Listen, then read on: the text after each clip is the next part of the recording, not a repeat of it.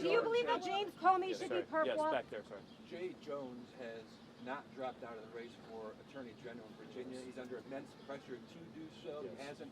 Does that surprise you? Sadly, it doesn't surprise me.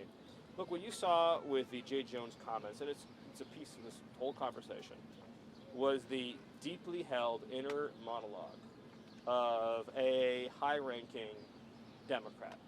They're someone who rose to the top of the ranks of the Democrat Party. So if you read the text message exchange, it's clear that he talks this way often and frequently. That is his homicidal ideation and his fantasies about elaborate murder and torture is something that clearly he is comfortable with and is doing frequently. So you have to ask yourself, what kind of system is someone operating in where they speak so freely and commonly about, again, elaborate murder plots against people they work with? What kind of system brings somebody up like that and elevates them to the point of nearly being the Attorney General? That's a system that has absorbed this narrative that we see so often, which is that the Republican Party, and in particular that the Trump movement, again from the Democrat narrative, is basically, this is a term I've seen, is unpersoned, right? That they dehumanize you to the point of not having a right to live. And so we saw this, of course, with the 4 years of lawfare against President Trump and the desire to incarcerate him for life. Then, of course, that kind of eliminationist conduct and rhetoric then leads and gives rise to more violent behavior like attempted assassinations.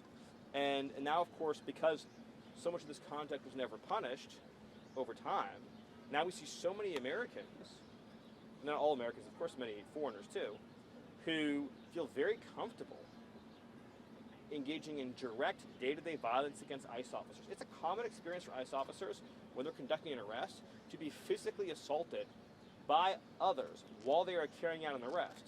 So you might be arresting, say, a child pornography illegal alien, and you will get physically assaulted while you're doing it. Now ICE have to worry about getting sniped from rooftops when they're coming and going from their facilities. And we've normalized the idea, not I haven't, of course, and you haven't, but others have, that ICE officers should have to work in a federal building every single day where they're attacked going in, they're attacked going out, where every night there has to be street battle against armed insurrectionists every single night, night after night after night. That's normal. You ask why we need the National Guard, why we need troops? Because it takes hundreds of additional personnel, far beyond the resources of the federal officials working in Portland, to hold a perimeter to provide freedom of movement. And it's not enough, by the way, if you're an ICE officer, just to stand here and put the line back here, right? They're under sniping attack. They're going to get rocks hurled at them, right? They're in physical danger.